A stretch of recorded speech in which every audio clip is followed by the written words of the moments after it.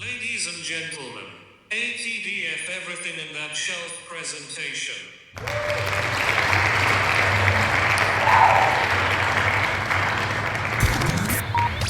You're now rocking with TDF everything. Spoiled rotten.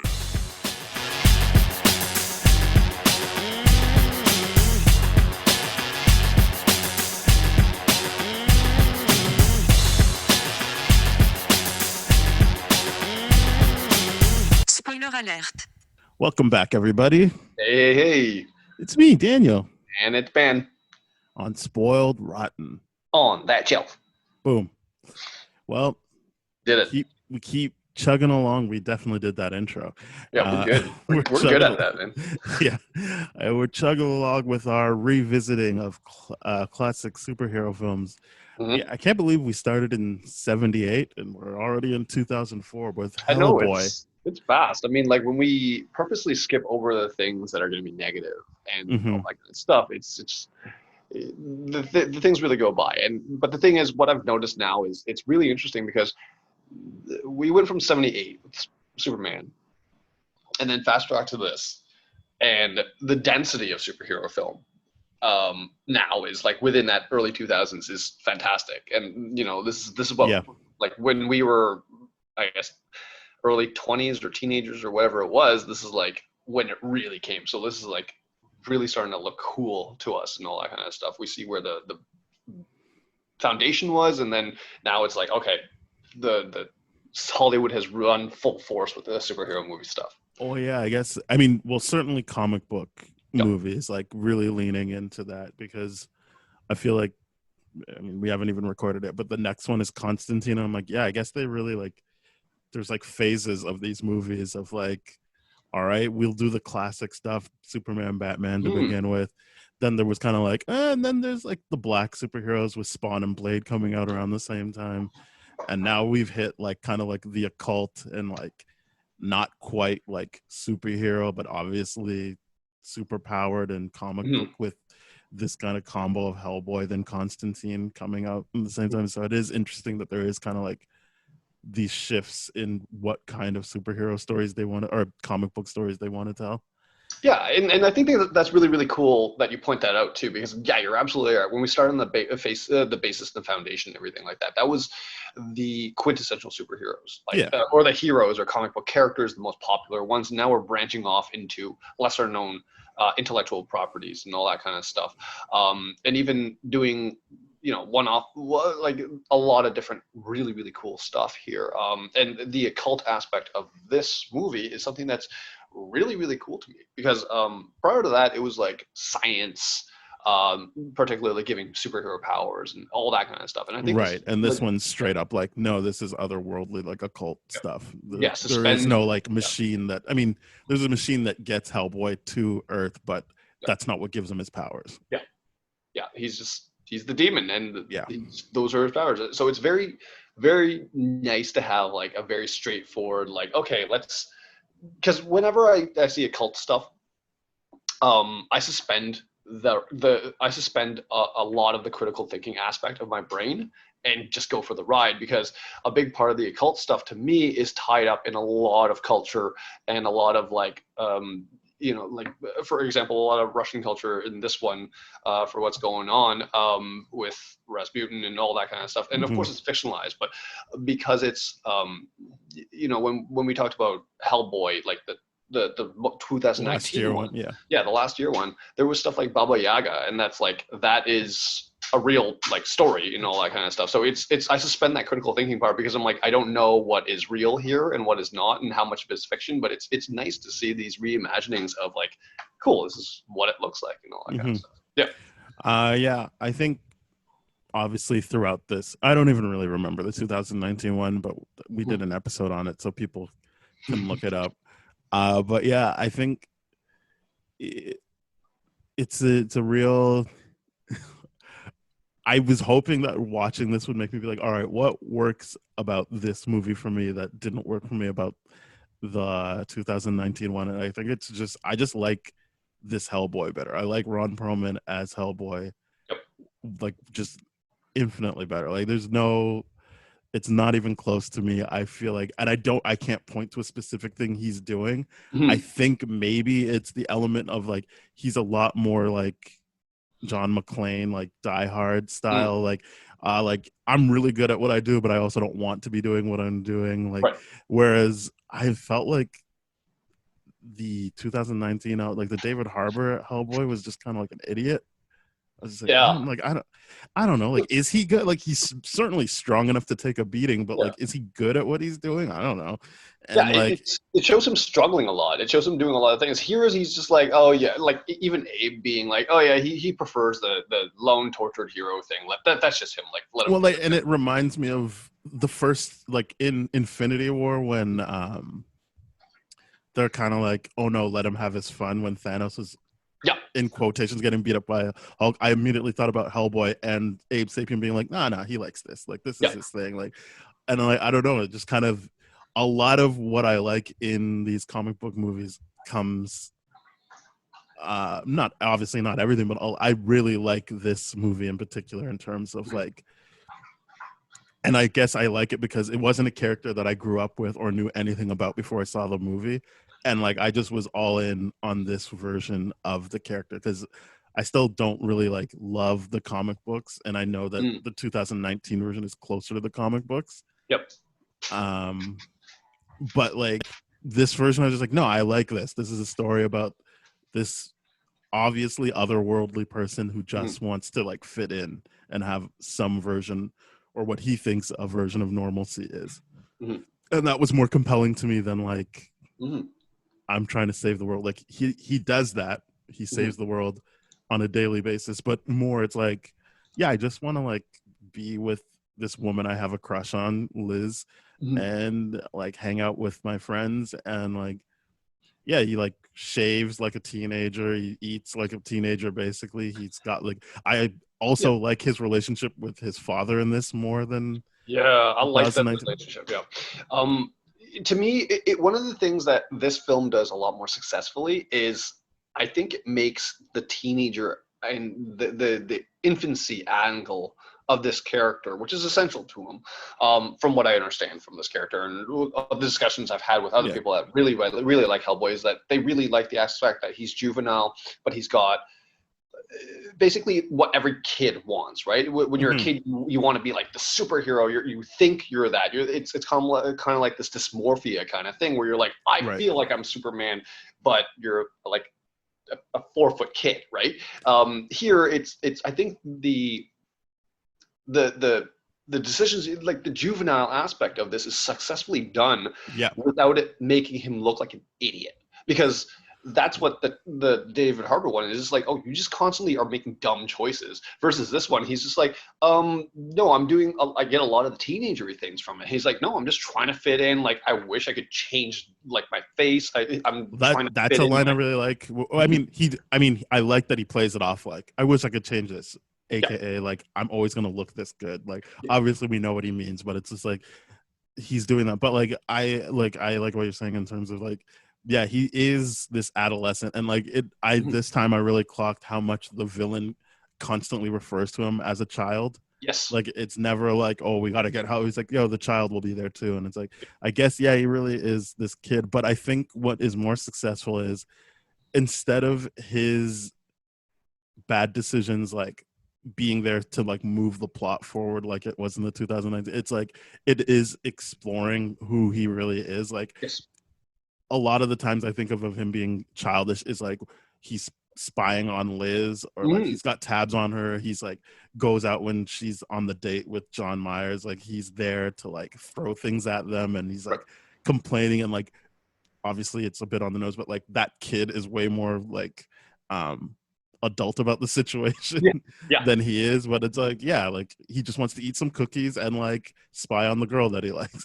Yeah, and he wants to sulk and he wants to do all those things, and like when we first meet him, is like what he's grounded, like his Hmm. dad grounded him. Like you hear stuff like that where you're like, okay, we're really led to believe that this is a kid that we're treating as such, and it does it so successfully too. It's like the idea when he's like shaving down his horns, like to try Yeah. to fit in. Like I remember just being a teenager and trying to do anything to fit in, right? To Right. and then not really and that spoke to me in this one quite a bit versus Yeah. the David Harbour one. It just seemed like he didn't want to fit in.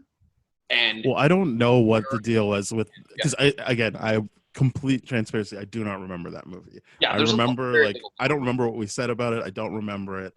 I just kind of had the feeling of like, oh, it's doing some things well. Like I don't remember even what the character's name. I feel like it's like Lobster Jones or whatever. Yep. Like that. Like when they redo his origin story of coming to Earth, I was like, what? We already saw this. Why are they doing this like beat for beat? But then they like add that other element. Like, okay, that's cool. But like in terms of Hellboy, I was like, I don't really like Hellboy after this movie. Mm-hmm. The way I liked, like I was obviously not in enough to be like, oh, I'm gonna read all the comics now, but I was like, oh, I will watch another movie of this. Like I like this character. Yeah.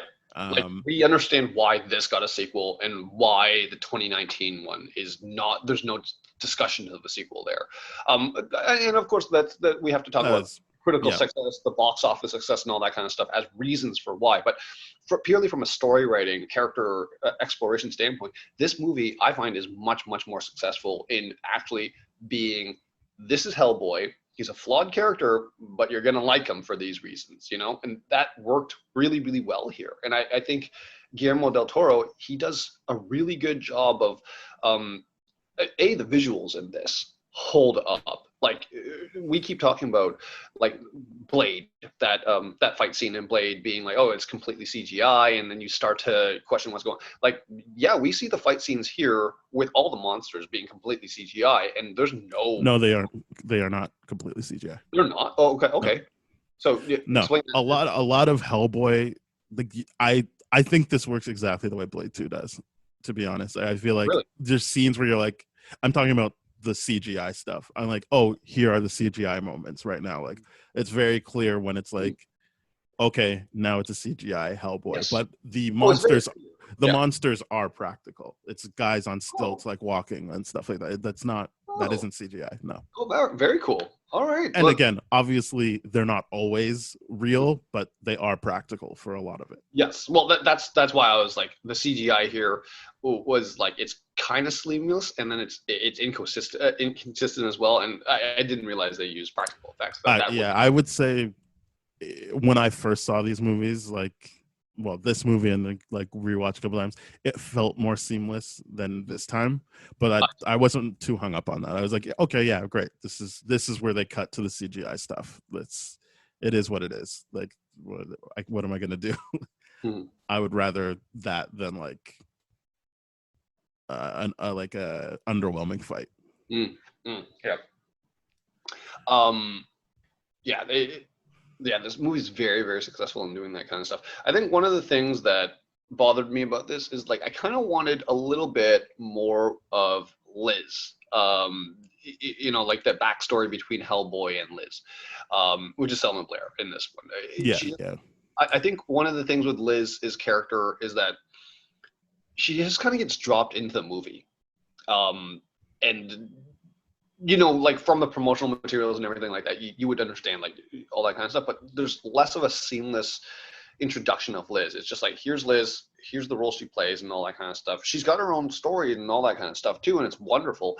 But it just kind of like she just gets dropped in a little bit, and I kind of wish the guy that's replacing the dad, Agent Myers. Agent Myers, kind of has to go on a mission to recruit her. Like, I wish that would be.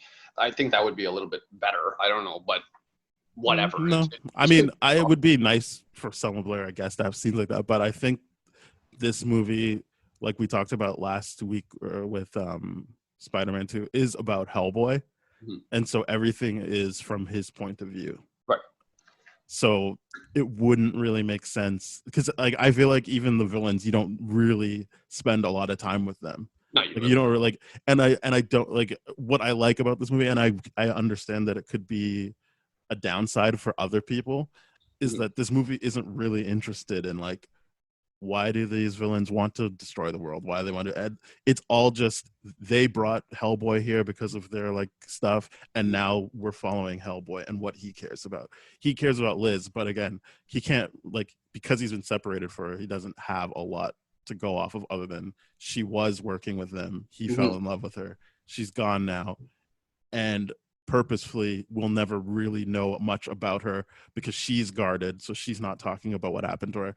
And he can't get through that. And Mhm. that's what I like about the movie, is that this successfully works from his point of view. This isn't a story about like, oh, he put her up on a pedestal, he'll never know. Like, it's like he knows what he knows about her. He knows she shouldn't be in these hospitals. She's just gonna keep running them. Like, he Mhm. actually knows, like, I feel like she should be with us because we can help her Yeah. with her issues.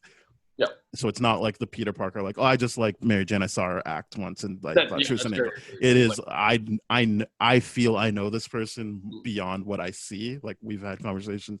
I feel something for her, but because this movie is his point of view almost exclusively, Mhm. there won't be like elements of like what other people think and feel if it's not based on what Hellboy would know about or care about. Mhm.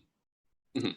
So yeah, so yes, I guess it would be nice for the basically only speaking female character to have more to do, but I also feel like considering she's just there as an object of Hellboy's like infatuation, Mhm. she still gets a lot. Like, you get a backstory for her. You understand, like, I watching the movie understand why she doesn't really talk to people and why she is the way she is, Well, yeah. more than another movie that might deal with this. Mhm. So she doesn't really feel just out of nowhere. It just feels like we as the audience feel the same longing that Hellboy does because she's so guarded and not fully integrated into his life yet. Mhm. Mhm. Yeah, it's a. But yeah, that's very, very good point. I mean, the movie works from that perspective, like, because it's purely from his perspective, and that's one of the things. That's one of the drop-in kind of moments. But if you spin it from that perspective, then yeah, it makes a lot more sense. It's like, okay, yeah, that works. But yeah, like, it's just one of those things where I'm like, oh, I actually like Solomon Blair's character, and I really, really want to explore that more, and like the complicated history between those two. But in this context, I guess the dialogue and just like the fact that she's like, oh, I left 13 times and all that kind of stuff is enough to kind of give us that perspective or that history. Well, she's trying to do the same thing Yeah. as Hellboy, right? Like, they both want to feel what they think is normal, and obviously hanging out with Abe Sapien and Hellboy won't ever feel normal to Liz. Yeah. So that's why I mean, that's what I'm saying. Like, I don't know how much more we get out of it if we see it, and I know that you should usually show not tell, but again, because this movie is so clearly just about Hellboy, I Yeah. know there is elements of like, you take a while to see him, but like, everything is all geared towards like, this is how Hellboy came to Earth. This is like the person that's gonna have to take over for Mhm. Hellboy's father figure, who doesn't even show up in the second movie, but like, it's all because like, it's all surrounding him and about him. Yeah. And so like, that's what I like about the movie, is that it successfully puts me in a world where I'm like, yeah, I just want to hang out with this character. Like, I want to know, like, I just want to like, yeah, I want to know more about him, and I want to like see how he interacts with people. Hmm. Hmm. Yeah, he's really fun for that. He's a really fun character, I find. And yeah, Ron Perlman does such a good job with it. Well, yeah, because I was even thinking like, I as a kid knew him from the Beauty and the Beast show, which is a different, in my memory, who knows, is a different version. Like, it's not the same thing as this Hellboy, but then the other things I know him from are Blade 2 and Sons of Anarchy, where he's playing like this extreme asshole, Yep. sometimes even like racist, to a degree. And so it's just like, this is also like, I was like, this is like actually good acting to like, through this makeup and everything, to like have such a likable character almost Mhm. immediately, that feels like, despite what he looks like, he just feels friendly and like easy to get along with. Yeah. Yeah, he's rough around the edges, but he never really is like malicious or anything like that. He's not a mean character. He's just like, hey, I'm just misunderstood, and of course, you would have a chip on your shoulder too if you look like this, and like all the judgment and fear that people give and all that kind of stuff. Like, and the idea that and I think and I think the comparisons of the scenes here of the 2019 and then 2004 of the scenes where, hey, I'm on your side, I think this film does it in a very, very different way than the other film. The idea was like, okay, well, the other film, even the policeman knowing that he's on their side and still firing a shot and all that kind of stuff, and being like, what the hell kind of deal.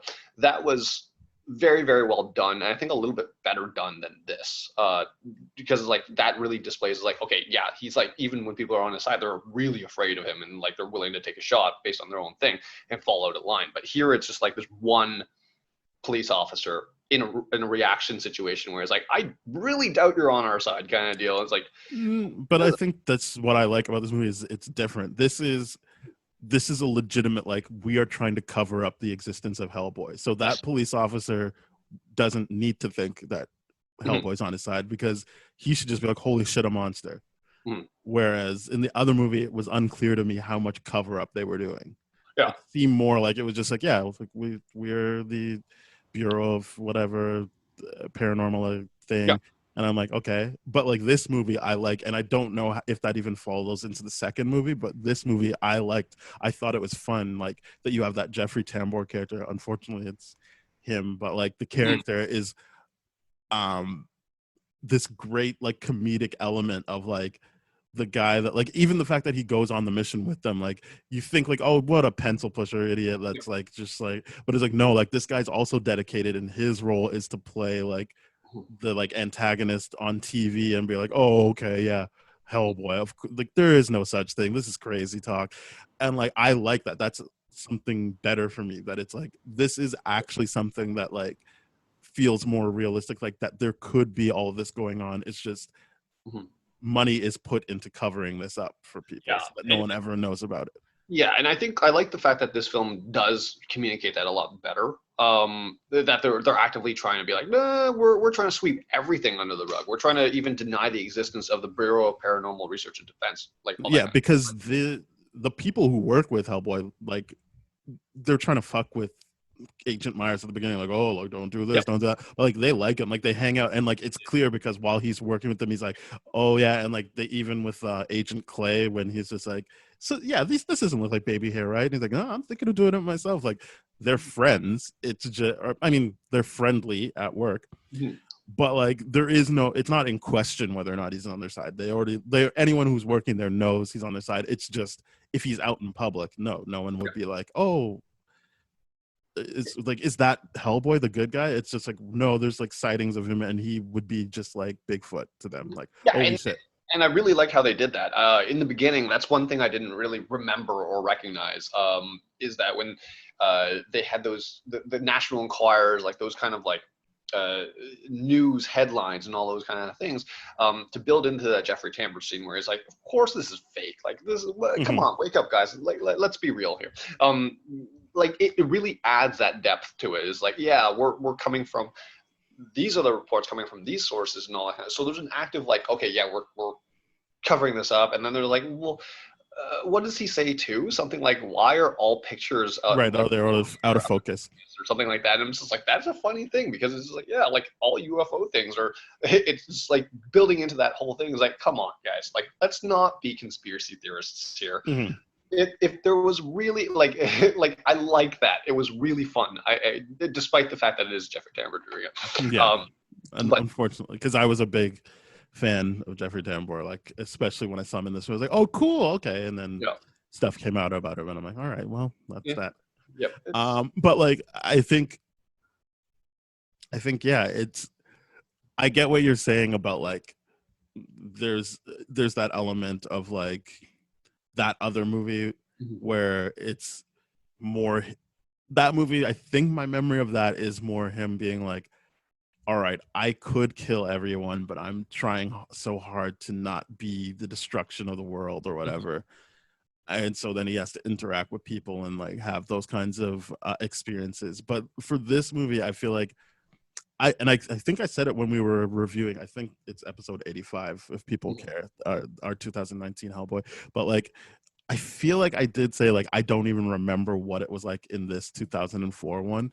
And I feel like it's not explicitly stated if he knows his true nature in this movie. Yeah. It's more like he doesn't care because what he wants. And I think we as the audience know his true nature is just wanting to have fun and be with Liz. Yeah. That's what he cares about. And Yeah. like, so he's got these relationships of love, like for Abe, for his father, for the agents that work with him, and then the like romantic love for Liz. Mhm. But And even the I mean, as silly as this, the love for the kittens and the cats and all that kind of stuff. It's just, yes, yeah. I think I can't remember if the 2019 does anything like that, but I really like that effect here. He's like, no, I like my kitties, my cats, and all like, and then even the subway fight scenes, like he goes and risks his life for like a box. Yeah, that woman being like, "Oh no, my cats!" And Yeah. I'm like, what the hell? She's Yeah. like, "My box of kittens," and he's like, "Oh, I gotta save them." Well, yeah, That and I whole think scene is funny. It's just like, okay, well, like the whole thing is like the fact that people aren't evacuating and they're just kind of like standing around watching. I was just like, that's kind of funny to me. But I'm like, obviously, I didn't care too much about it, but it was fun. yeah, I think, and it's funny because they filmed in Prague, and I'm like, wow, they just found every black person in Prague for this scene. Like, as we've been talking about, like just the background actors. Yep. And even that woman that comes forward, I'm like, oh, because I know in the second movie, Ron Perlman's daughter, who is mixed race, Yep. plays like a reporter in it. But I was just like, oh, like nice. Like they found people of color in Prague. That's good. That's good to see. Or they flew them out. I don't know. But like, and I know this movie takes place in New York and New Jersey, but they filmed in Prague. Yep.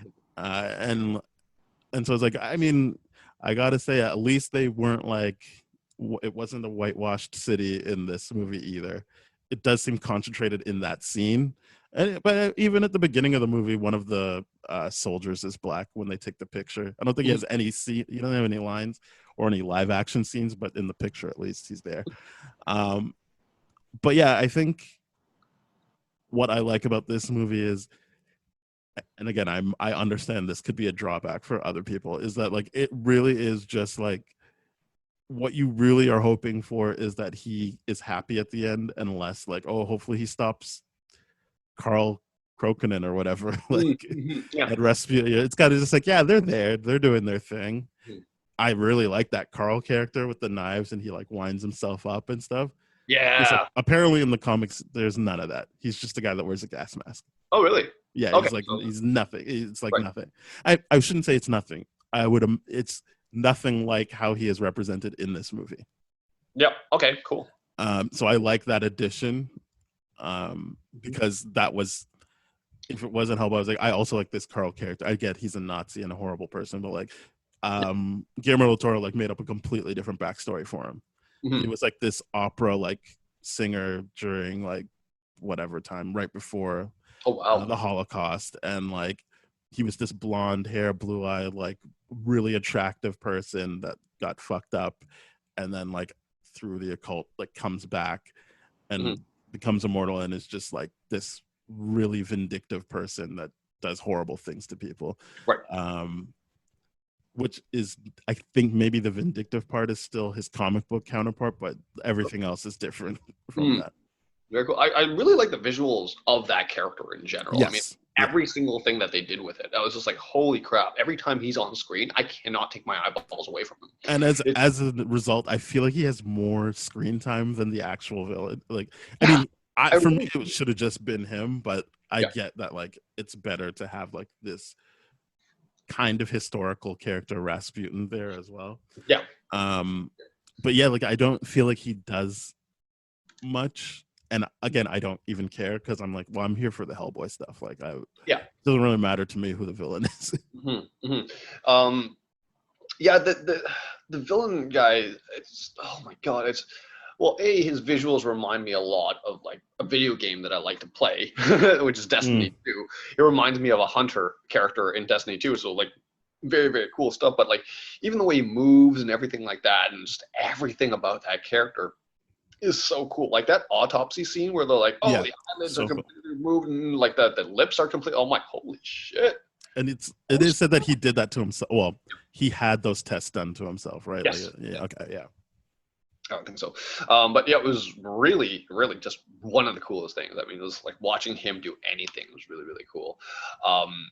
So yeah, it was when he was incapacitated or died the way he did, I was just like, oh man. But I also felt like he could come back because he died the same way before, like when they do the flashback, like he got impaled, and it's just a matter of that Rasputin guy. I guess maybe they're saying that Rasputin guy's dead, but I feel like it's a comic book and they could figure out a way. Yeah, I mean, it seems to me like they're really, really dead. And here's the one thing I was thinking, and this is really, really funny to me, is just like with all the occult stuff and all that kind of stuff, like the one scene where he's originally fighting the hell dog in the subway and all that kind of stuff. I was like, just tell me how to kill it and all this kind of stuff. And they're using, and he kills him ultimately with the subway track, all that kind of stuff. I think it's really, really interesting, the idea of like, okay, these are really, really old monsters that way back then terrorized and we couldn't kill anyone, but now the technology is like, no, it's actually an equal fight now. Like we can actually take people down.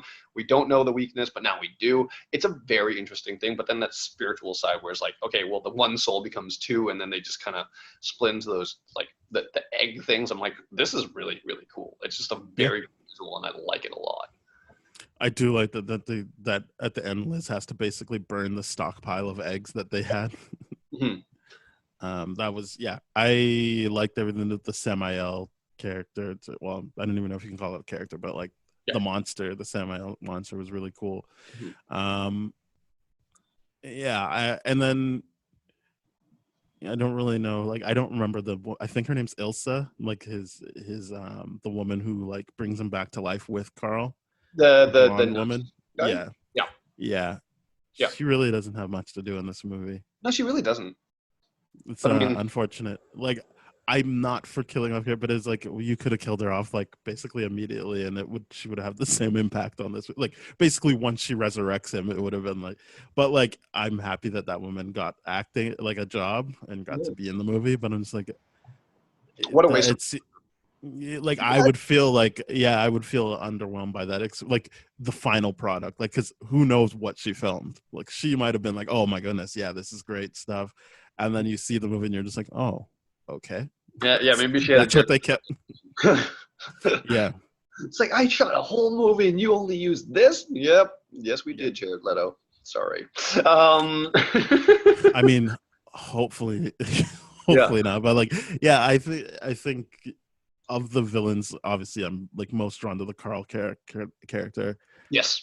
Just for the visual, because he doesn't speak, but he does have that very interesting laugh when he's dying. Yeah. And he's like, "What are you laughing at?" And I'm just like, "This is pretty creepy. I like this a lot."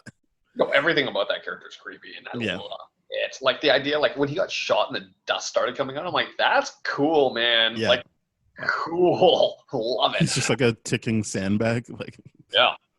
And just like, are you all going to spill out entirely? And it's like, oh no, it's just because his blood turned to dust. I'm like, that's fucking awesome. So it's really, really cool. The other character too, Abe Sapien. I really enjoy his character here. I like what he's capable of doing. Yep. And I like that he wasn't like also super powered, like that scene where Hellboy has to be like, hey, like hold this will keep the bad guys away from you.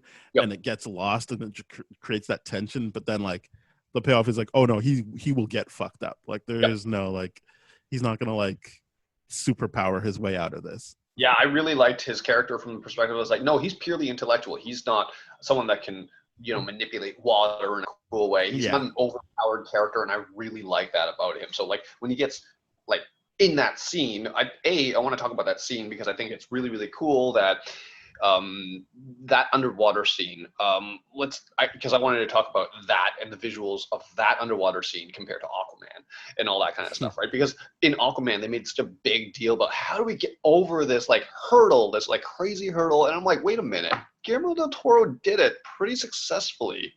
Their hurdle was more like how do you get like hair to move around, which isn't an issue for Abe Sapien. Well, yes, that's correct. But even then, this is like the idea of like cinematography and everything like that. Because the hair moving around is something that is constantly in a superhero movie has to be CGI. Like the idea of so one of the most famous things is like the amount of CGI that was done on Brie Larson's hair as Captain Marvel when she like is in space and returns like and finds the Iron Man and Nebula and all that kind of stuff. Like that's a lot of CGI there. So it's like in many, many situations, I didn't realize how much CGI is needed for hair to look real. And you're absolutely right that the hair piece, but to me, I'm like, the underwater stuff here looks really, really good. Now, of course, they darkened up the tones and all that kind of stuff to hide a lot of stuff, but it still looked really good to me. Yeah, I mean, in fairness to Aquaman, that whole movie is underwater basically versus like what 5 minutes of screen time underwater for Abe Sapien. So yeah, they could probably allocate the budget where they needed to for that stuff. And I do know that that is him in a harness in a tank and stuff like that. So like they're able to capture a bit of it actually underwater and alleviate some stress. So yeah, there's a lot of things I like to ding Aquaman for, but I can't really ding them on the like visual effects of the underwater stuff. Like no, the visual effects that would be a big deal to accomplish. Yeah, visually that was a big deal for Aquaman. And I think they did a great job. But to see where they were in 2014 and what Guillermo del Toro did with an underwater scene is really, really cool to me. Like really, it was great. I really enjoyed it. Yeah, I think that's my main takeaway from this movie. It's just a really fun movie for me. Like I really like. I don't know. Like I don't really have any negative stuff to say about it. I know where people have negative stuff to say, but I'm just like, it just worked for me because it was a movie that knew what it wanted to, like who it wanted to like focus on, and luckily, like who they focused on was a likable person, like a person that you could root for, and could get, like as I said, that idea of leaning into his teenage ways was so smart. Yes. And I think that helped when I saw it. And like, maybe that's it. Maybe if you were older, you were kind of like, meh, like, all right, whatever. Yeah. Or like, but like when I first saw it, I was just like, yep, this works for me. I get what's going on here. And I also think that maybe if you loved the comics, you might be like, why did they do this? Because like, I don't know the specific difference, because I can't imagine that even though David Harbour is close to the comics, it's a good representation of Hellboy. Right. Because I don't know too many people that love that movie and are like, yeah, I'm just glad they stuck to the comics on that one. Yeah, that seems to be one of the biggest talking points of that one. It's like, yeah, that one's comic accurate, but did you like it? Yeah. Whereas this one, I guess, is, I mean, well, I know for a fact what they changed about one of the main villains. Yep. And then like, I just know that they changed stuff about Hellboy. I just don't really know what specifically. Right. And I think it is more just like he is more of an idiot in the comics. He's like, and I'm happy they made the change. Yeah, because to me, like, to me, the thing that makes the most sense is that his adolescent ways and his personality would be like that, but it wouldn't make sense to me that he would be an idiot given how old he actually is from a year standpoint and all that kind of stuff, right? And but if he's closed off to the world, I don't know how like smart he'll be, right? Like he from the beginning, like they found Abe Sapien, so he had time to like become who he is and be this intellectual, whereas Professor Broom had Hellboy from the beginning, basically his first stint on Earth, and then like closed him off to the world. So in that sense, I don't think he would be like, I can't even say like, oh, that like David Harbour one is like just a full-on idiot. It's more like, yeah, I get it, like he's a doofus, maybe people like that, but I like this version of Hellboy that like only knows what he knows, which is his group of friends, and that he likes Liz, and he knows that, and he knows how to fight monsters. And and in fairness to the 2019 movie, it's not like he's great at fighting. It is a lot of him being able to take hits, but it like even to the point of like, hey, I created this bullet to take down this type of monster, like makes it feel like he's better at what he does than the David Harbour Hellboy. I like it a lot more because he's smarter in this one. He's like, hey, Abe, like this will protect you. This will do all this stuff. He has the ability to resurrect that guy from this. Yeah, like he gets Ivan to like come back to life so that he can guide them through the stuff. Yeah. Like he knows what he's doing. Yeah, I feel like. He's got a process, and he just likes to stick to himself. It's just the idea of like, I really liked when they were in the cemetery scene, and then he was like, oh, Jeffrey Damper's character is being like, oh, we should double back, we should do this. He was like this, and then he just goes like, I'm just gonna ask for directions. And it was like that makes the most sense to me. It's like, why? Like, you're building a squadron, you're doing all this kind of stuff. I'm just gonna ask for directions. Like, this, screw your process, screw everything else. It's like, this is my results, and this is how I go do things. And the fact that he's like, okay, he had that device first and foremost, he knows how to use the device, and then he's raising the dead. It's just like, to me, this is a Hellboy that has done this for a while, has learned a lot of different things about the occult and all that kind of stuff, and will use them, but he still enjoys the toys that he has, which is the guns. Yeah. So I really like this Hellboy a lot more, because I can't, for the life of me, see the David Harbour version of it having those kind of skill sets too. It'd be mismatched almost. I mean, honestly, he could have had the exact same amount of skill sets. I just don't remember. Like, I just didn't like it. It didn't work for me. Yeah. I want to talk a little bit about the love story that's between Liz and Hellboy, and I think it's really, really fun because I think, well, I'm looking at the Wikipedia page on this, and how Del Toro goes, like, I wanted a reverse Beauty and the Beast story where, it's like the idea of, like, she has to accept herself, accept the monster that she is, and then to love the monster that is Hellboy and all that kind of stuff. So I really, really enjoy that, is like accepting that part of yourself and embracing it as opposed to trying to get rid of it. I think it's one of those things that really worked well in this for Liz, because Liz, like we said before, she doesn't get, in my opinion, enough screen time, but logistically, you're right. It's because it's purely from his perspective and all that kind of stuff. So the stuff that she does get to do is really, really interesting to me from the love perspective, because she's doing all this character growth and all that kind of stuff. But and I think there's it's underrated, that aspect of the movie. I really enjoyed it.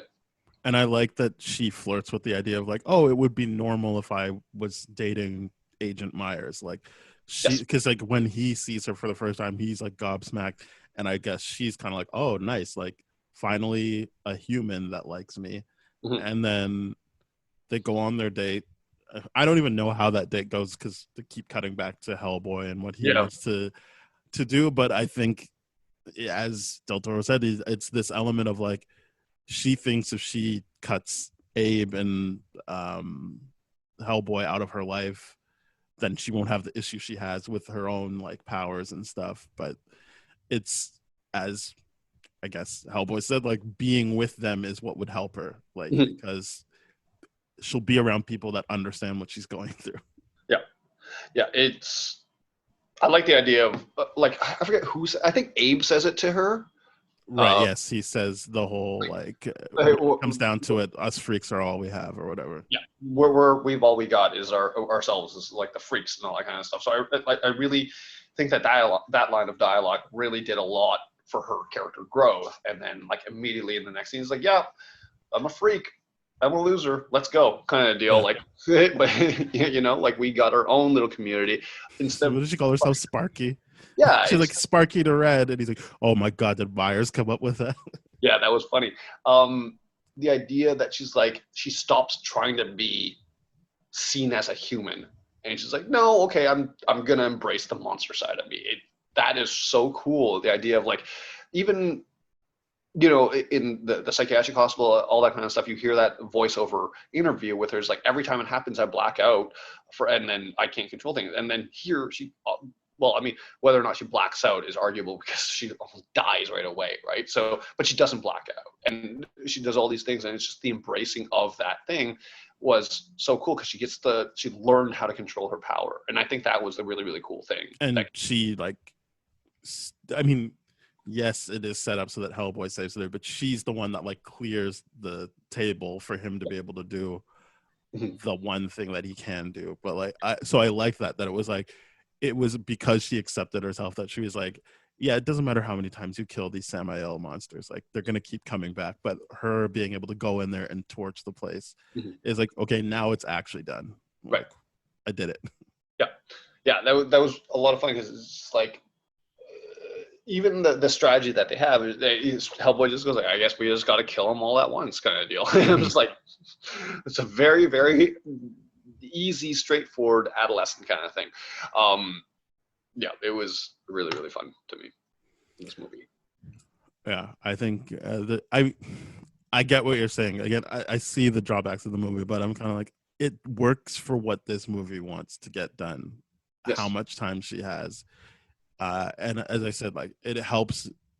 Everything is set up so that you're like empathizing with Hellboy, or at least feeling like, yeah, empathizing with him, and I think it helps that you do feel kind of left out of the true Liz Sherman story. It's because that is exactly what she wants to do to Hellboy. Mm-hmm. And so we as an audience will empathize with the idea of like, well, yeah, like there's no getting through to her. Like, well, we'll never fully get to like be with her that way. Mm-hmm. Mm-hmm.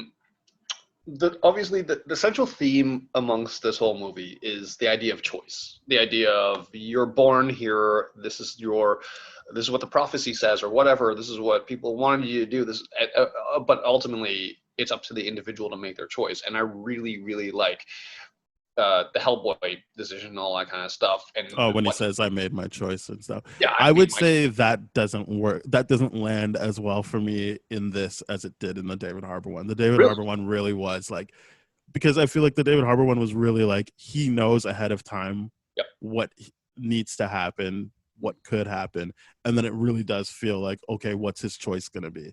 Right. This movie is so like caught up, as I said, in the stuff I like, which is like fleshing out the intricacies of him, that I never really feel like he has a choice to make. I feel like when you meet him, you already know what choice he's making, even by the fact that he sands down his horns. Yes, it's to be like the analog to him shaving, but it is because he knows what happens when the horns go fully out. Right. Or I feel like that's what the movie is implying. Again, I don't know if it's explicitly said, but I feel like he has made his choice. Mm-hmm. So yes, the movie does have those elements, and it is trying to lead towards that ending, but like, it's never really in question for me what he's going to do. That's a good point of way of putting it. I guess the idea of choice was more successful explored in actually Liz's character. Yes, I think Liz makes a choice, bigger choice than what he does. And you're absolutely right about that. All the things he does is very consistent throughout the whole film. It's you're learning about him. It's not like you know everything about him, but like you are learning that like, yeah, this guy has made his choice already. Yeah, because I think like this film, especially in the Rasputin scene where he's chained up and Liz's like soul is being sucked up or everything like that, like it makes me feel a little bit confused as to how much he knows about himself and his own prophecy, because it's like, oh, you can try all you want, you can't break those chains. You'll never break it. Yeah. Your name and everything like that, and you say your real name, and he says his real name. So it feels like there's what he does say his real name. He does. Then I feel like he knows, because that's what I was gonna say. There's the scene in the alleyway where Rasputin's like, I know your real name, and he just shoots at him like, name this. So I'm like, I feel like if he doesn't know his true origin, or like his true nature, he doesn't care. It's what I was saying. Like, there is no real choice. Whereas the David Harbour movie makes me feel like there is a bit of back and forth for him on like, all right, like what should I do here? Right.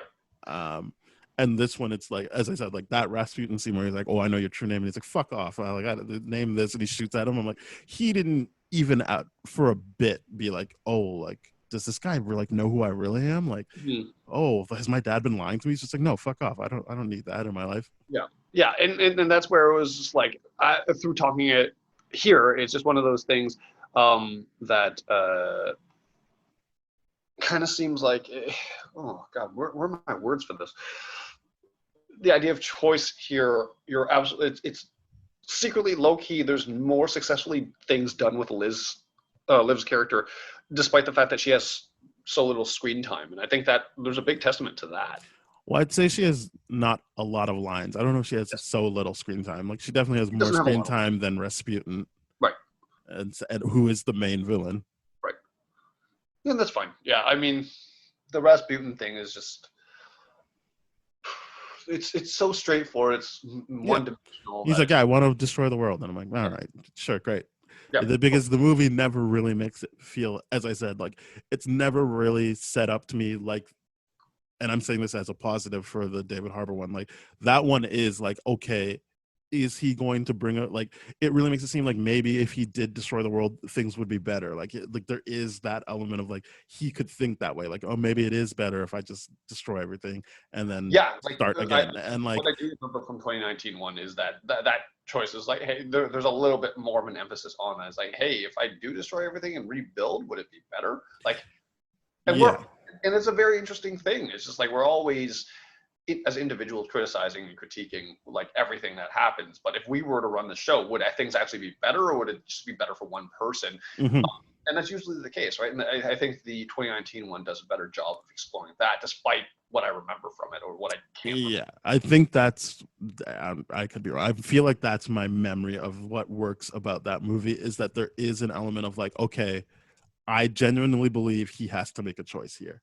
Yes. And I don't feel like that Ron Perlman's Hellboy cares. Like I think he's just like, no, I already know what I want out of life. Like this is a distraction to me. Maybe it's not a distraction, but it's like, yeah, this is my Thursdays. I have to stop the end of the world. I have to stop this kind of stuff. Like this is not what I'm worried about right now. And I keep going back to that Rasputin scene where he's just like, no, like I'm just gonna shoot you. There is no conversation here. I don't care. And you said that he says his name, which I think I remembered. Yep. But it's like, yeah, like it seems like he does know what his true nature is, and he's just like, but I don't want that. So yeah. And that's I guess that's for me adding on to what your criticism is, the idea of choice here is not as well explored through his character here. Yeah, it's more Liz. Yeah, it's much more Liz, and yeah, it is that. Yeah, so I also want to talk about briefly, because I love this actor, John Hurt. He's so good in this. He's so good in this, and you know what? Like he's going to come up in another film that we're probably going to review, and that's V for Vendetta. But like John Hurt in this, like he does such a better job of that father-son dynamic. You like here in this one I feel like they cared about that dynamic more, and I feel like the 2019 one was just like, I guess that's a part of it, right? Like that he's got this human dad. Because yeah, I feel like there is a lot of care because it starts with Professor Broom, and like, this is how I met my son, and like I was an ill-prepared father for a son no one wanted, and then you find out he's dying, and he's putting all this stuff in place to make sure that his son can continue to have a good life. So I think all of that is better written, but then you get someone like John Hurt, and I love Ian McShane. I was so happy when they said he was playing Broom. But like, so I'm not saying one actor is better than the other. I like both actors a lot. I'm just saying you give a great actor better material, and like obviously you can see how that plays out. Then if you give a great actor kind of like I don't know, hopefully you make this better material. Mm-hmm. Yeah, John Hurt is, well, obviously because he's gone now. He died of pancreatic cancer in 2017. It's like his voice is just such a great voice for it. It's a fantastic voice. And I even like the young person that got to play the young version. Like I was like, yeah, that I see this as the young John Hurt. Yeah, absolutely. Like that casting was fantastic. I really, really enjoyed that. So yeah, I mean, John Hurt's performance in this was really, really good. I really liked it. Yeah, I think he's such a. I couldn't remember if he died in this one or not. And I'm like, oh, that's too bad. Yeah, you know, I've been like watching it. I'm like, he's in the second one, right? And then I'm like, he's dead.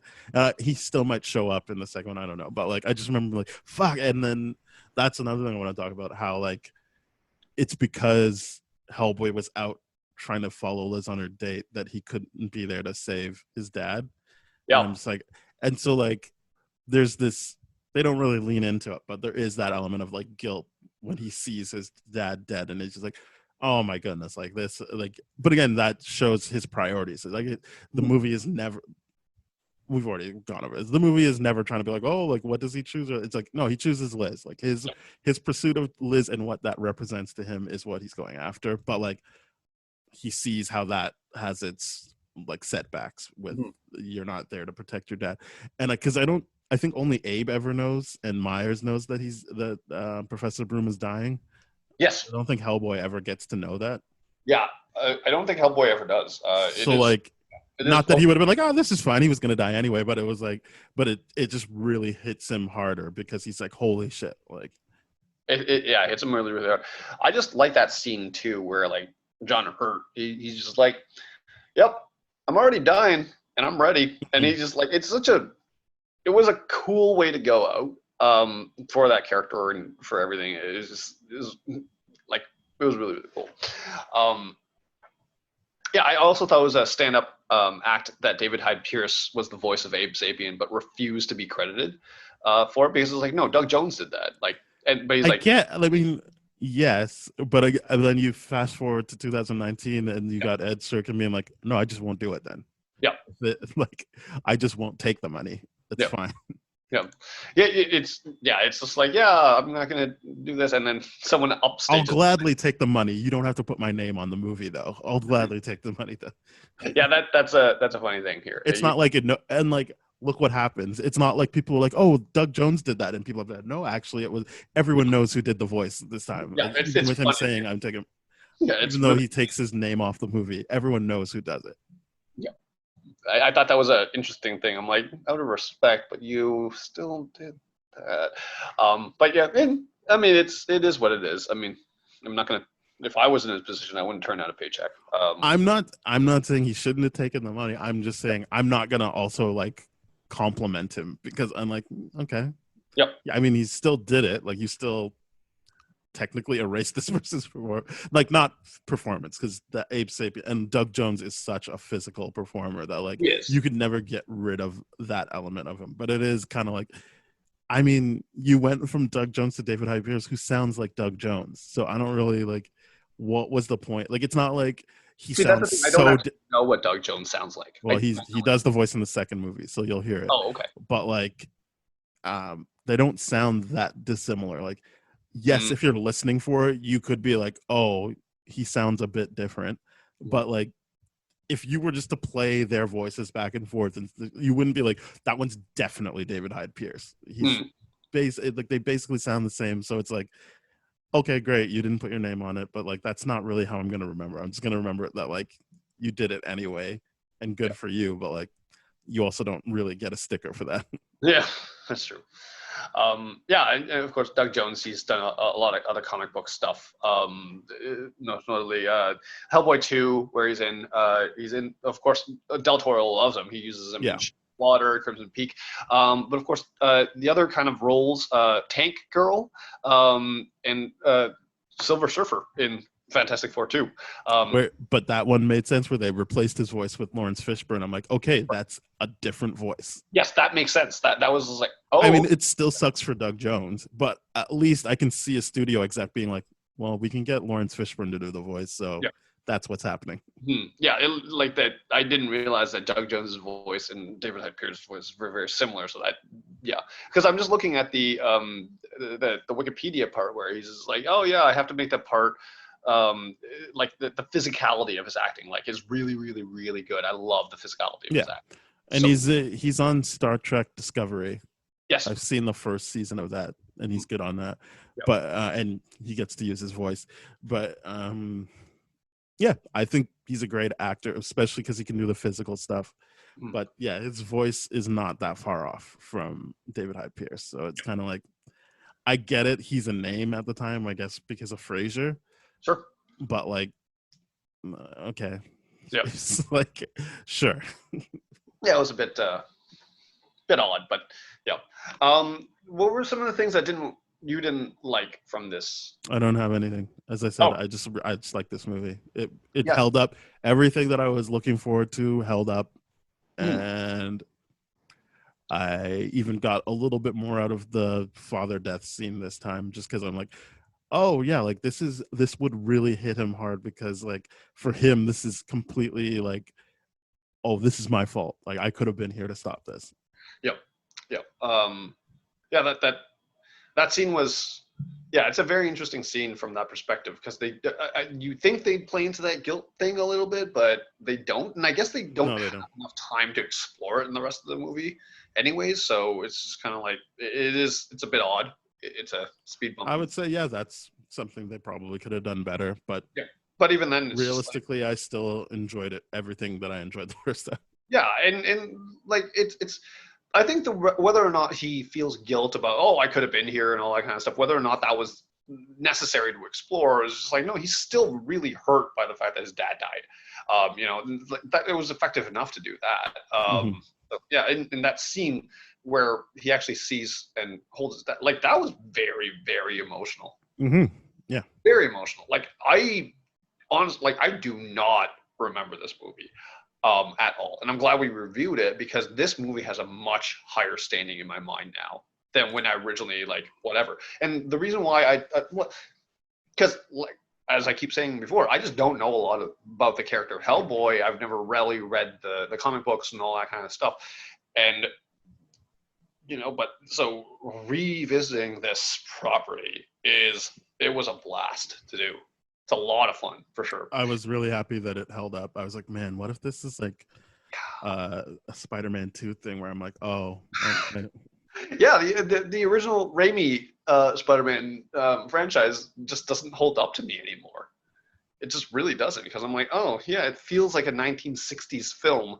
It's set in modern day New York, and you have a character that's constantly like doing problematic behaviors, and being tortured himself, and it's just like weird stuff. Versus this one's like, no, he's just a kid that's just like he's growing up and all this. It's fun. It's a fun movie. I like it. Yep. I'm a big fan of this movie. Yep. Do we miss anything? About discussing this? I don't think so. No. It's just this the thing when there's nothing for me to really like glom onto to be like this sucked. Yeah. It's just me being like, yeah, I liked it. It's good. Yeah, and like the thing is, obviously when doing this Hellboy episode, it stands to reason that we would compare a lot to the 2019 one, but we already did that episode and all that kind of stuff. So, and I don't remember it, so there's that too. So we can't really speak to those things responsibly. So the idea of like, no, this movie works, and I like this movie. The interesting thing will be revisiting the second movie because I didn't like it as much, but people pretty much across the board are like, oh, that's the better one. Yep. And it does have Seth MacFarlane in it. Oh yeah. Yeah, he plays this Russian astronaut. Like you never see his face. He's just like it's just his voice. Like he's a main character, but like it's not like he'll be like, oh, you gotta skip to the 40. He's just throughout the whole movie. But like, I remember liking that, and I remember being like, that's Seth MacFarlane's voice, and then waiting for the credits. But like, other than that, I remember thinking like, it's not as interesting to me as the first one, but people almost across the board think it's the better of the two Guillermo del Toro Hellboy movies. So I am looking forward to that, to seeing how that one holds up, because I think I've only seen it like twice. Now, out of curiosity, though, who are the people that say that the second one is better than the first one? Is it Hellboy the internet fans, or is it just general? I don't know. I just see that it's ranked higher on most things, and on Twitter I see people like talking, like especially when they were talking about the reboot happening, they were like, oh, that sucks because the second one was so good. Like, and I've seen polls where it's like, oh, like which one's better? Obviously the second one and stuff. But I really like this one, and I'm glad we rewatched it, and I can be like, nope, I was right, I really like this one. But I can be like, nope, I was wrong, I really like this one.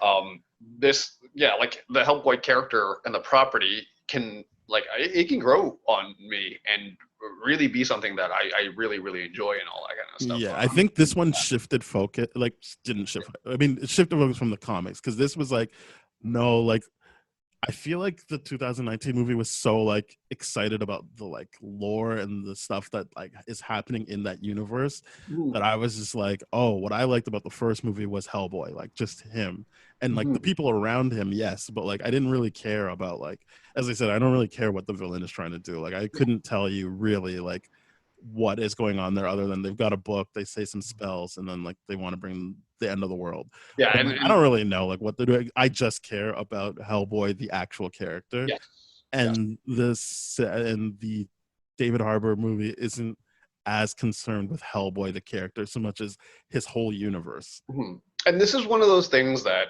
now I don't know if my position on this was firm in the past, but uh, I think when talking about superhero movies, comic book movies, and all that kind of stuff with source material, the question always is, was it comic accurate, yada, yada, yada, all that kind of stuff. Mhm. At this point in time, my position is I don't care whether or not it's comic accurate anymore.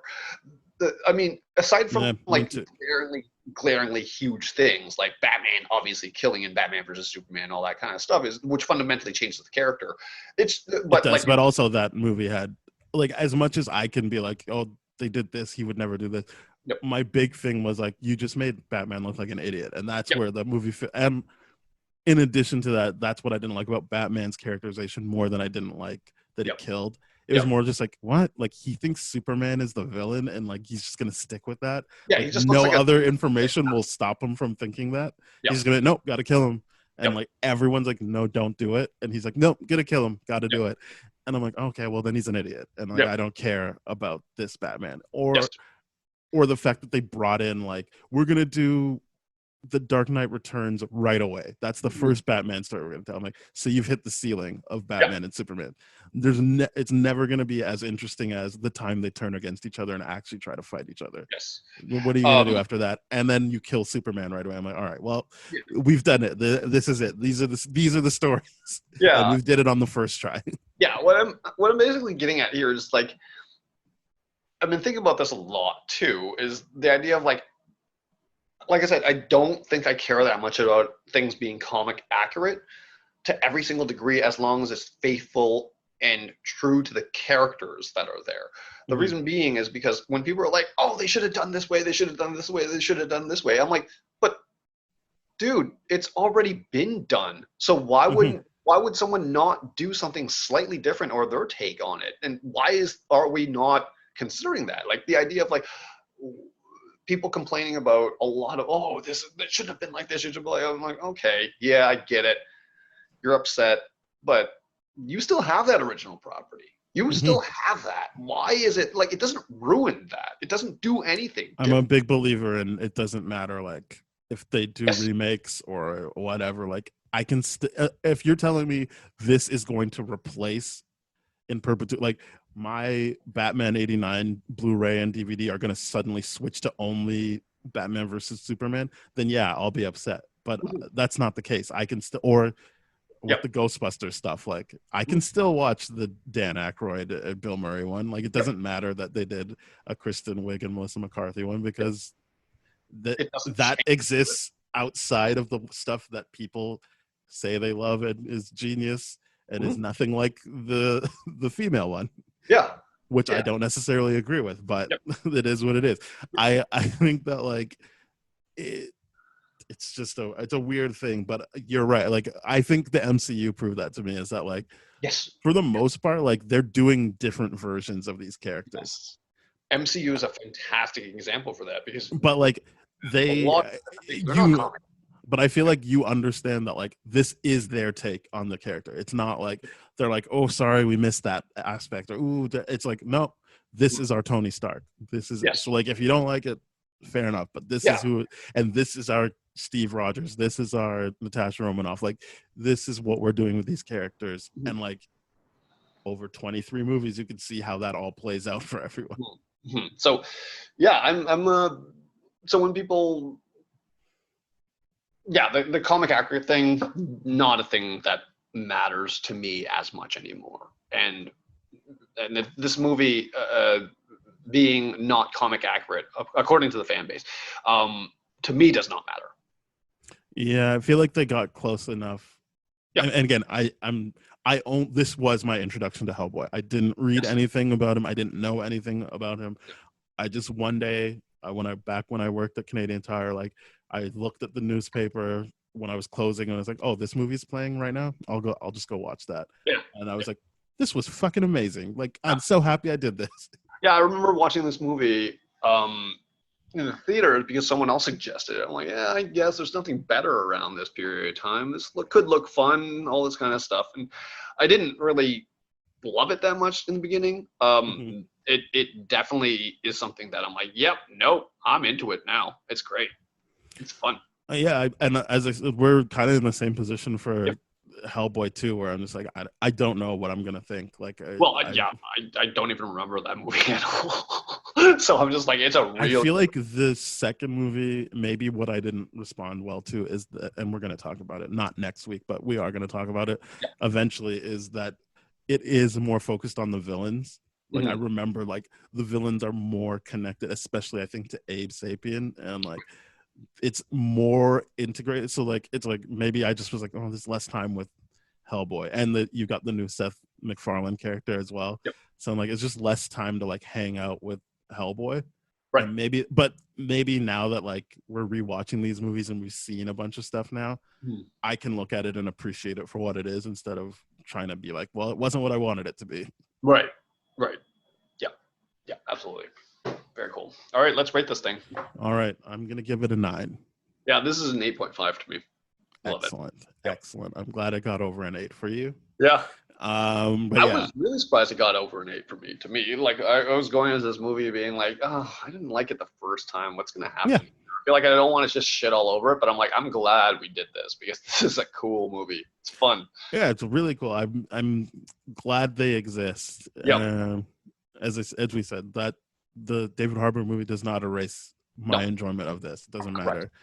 matter. I'm very excited to do the Hellboy 2 episode because I want to go much like the fan base be like, well, if it was so liked by everyone and all that kind of stuff, why didn't it get the third that Ron Perlman is dying? Oh, it just didn't Yeah. make money.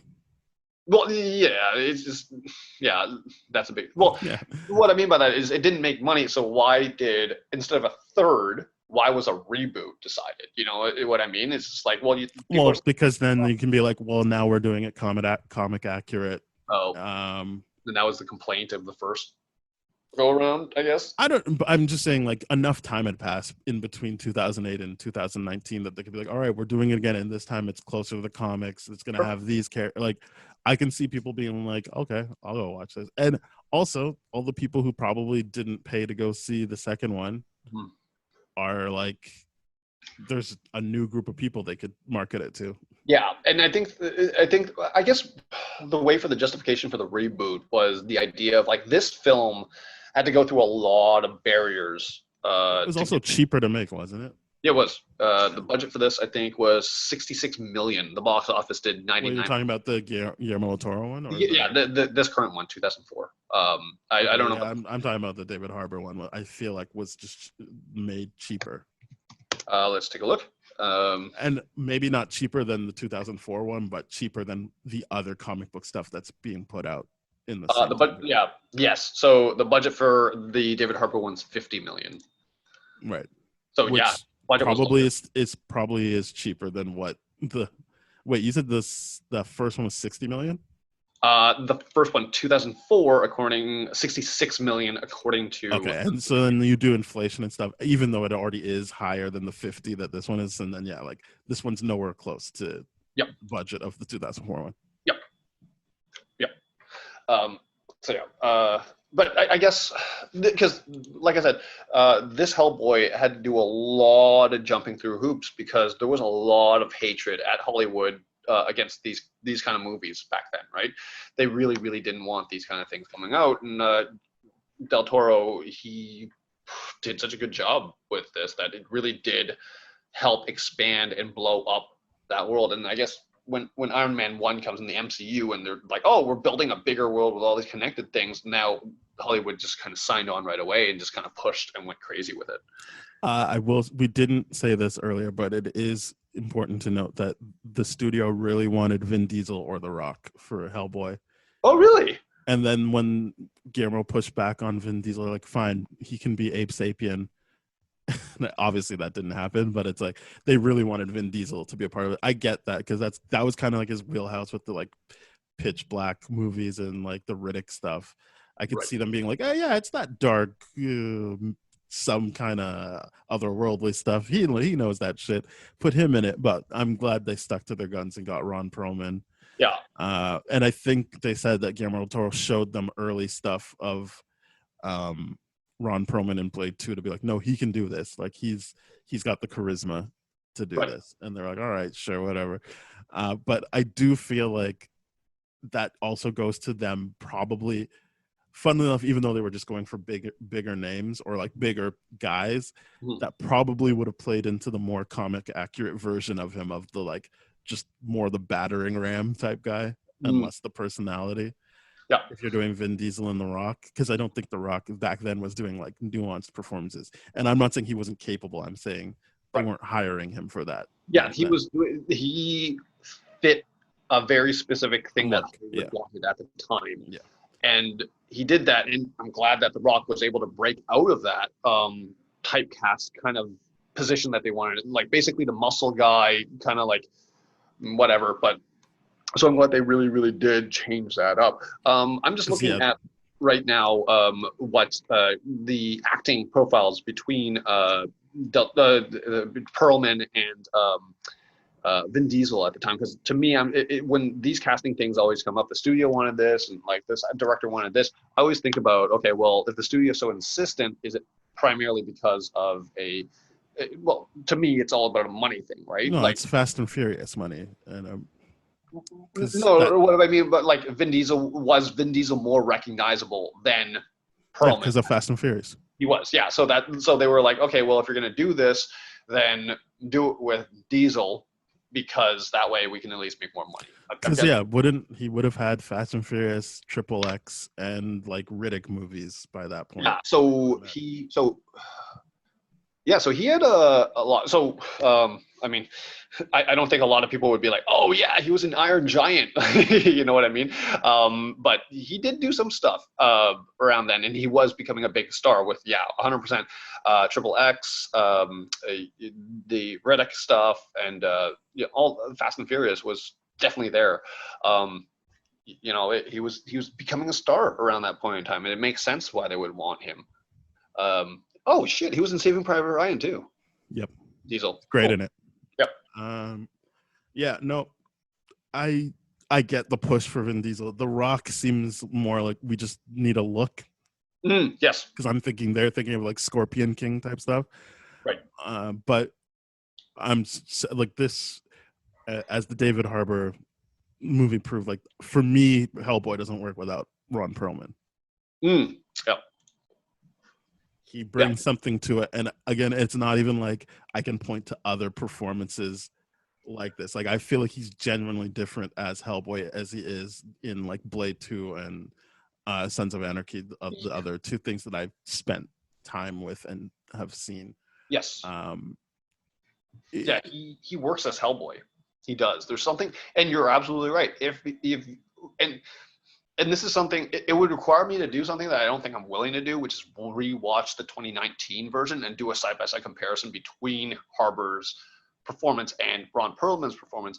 But well, he's screwed because what is he like? He can't just copy what Ron Perlman did. Yeah. He as like a professional, he'd be like, I need to do something different. Yes, of course, and everyone would expect him to do something different, not copy and emulate what Perlman did. But you're right, though. Like with David Harbour's version, it wasn't his fault in his acting. It was just the way his character was written as an idiot. That made it less enjoyable for me. That and it's apparently like that was a shitty set to be on. Like the director, producer, him, nobody got along. Right. So I think that movie was kind of like, I think more of the reason that movie's not getting a sequel is because they're like, well, now we got to find other people to like make this. Like maybe I don't mean David Harbour. I'm sure that means a new producer, a new director type situation to do this again. Yeah. But so that's this is our Hellboy episode. It's what I want to say. Yep. I'm glad you liked it. 9 from me, 8.5 from you. Next episode is Constantine. I am not looking forward to it, but I hope that what happened with you for Hellboy happens for me with Constantine. So I am looking forward to the Constantine because I've actually never watched Constantine. I did and I not do like love it. Keanu Reeves. So I to me, hope I'm you gonna, like Shia LaBeouf. that is a hard sell. I Sometimes. like Shia LaBeouf. I'm here to say I like Shia LaBeouf, but I don't think you do. So good luck Well, with that.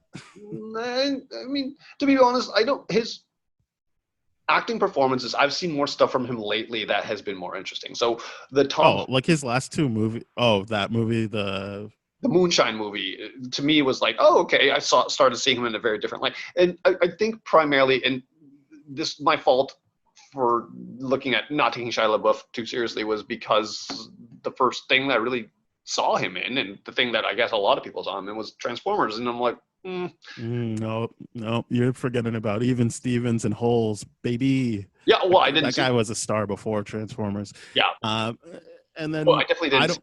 So to Yeah. me, my view on LaBeouf is tainted by that. But like I said, I've been watching more stuff Anyway, of his. you should watch Honey Boy and Peanut Butter Falcon. Those two movies are amazing. That's what I heard. Peanut Butter Falcon is a really, really good one. Honey Boy. Have you also seen him in Nymphomaniac? I don't want to watch that movie. It's I not don't a, like that. I don't like that director, and I don't. There's nothing about that movie that makes me be like, that seems like it'd be interesting. yeah, it's not that great of a movie. But he's in it, and that's when the first role that I saw him in, where I was like, Yeah, oh, he's a good actor. This is what I'm yeah, saying. Like, I think the only role he did where I'm like, ugh, is in Indiana Jones. Let's talk about this after we record. yeah. This is really going a different way. Anyway, yeah, thank you very much for listening. If you want to hear our thoughts on Shia LaBeouf, you'll probably hear them next episode when we do Constantine. But Ben and I will have that conversation when we turn off these mics. Yeah. Thank you very much for listening. As Ben said earlier, we are part of the That Shelf Podcast Network, so please head on over to thatshelf.com where you'll see other podcasts such as Bad Gay Movies, Black Hole Films, Changing Reels, Composers, No Budget Nightmare, what a great theme song, and more. You're going to love it. Please go there. We are on Twitter at TDF Spoiled. We have other episodes on tdfeverything.com/spoiledrotten. Ooh, I hope that's true. And then our email is spoiledpodcast@gmail.com. We are also on Apple Podcasts, Google Podcasts, Spotify, Stitcher, iHeartRadio, Radio Public. So please go there, rate, review, subscribe, and share with your friends. Mm-hmm. I believe that's everything I have to say, or as I like to say, everything I get to say. Mm-hmm. What about you, Ben? Nope, I think you got it. Excellent. Well, goodbye, everybody. We'll see you next time. Cheers.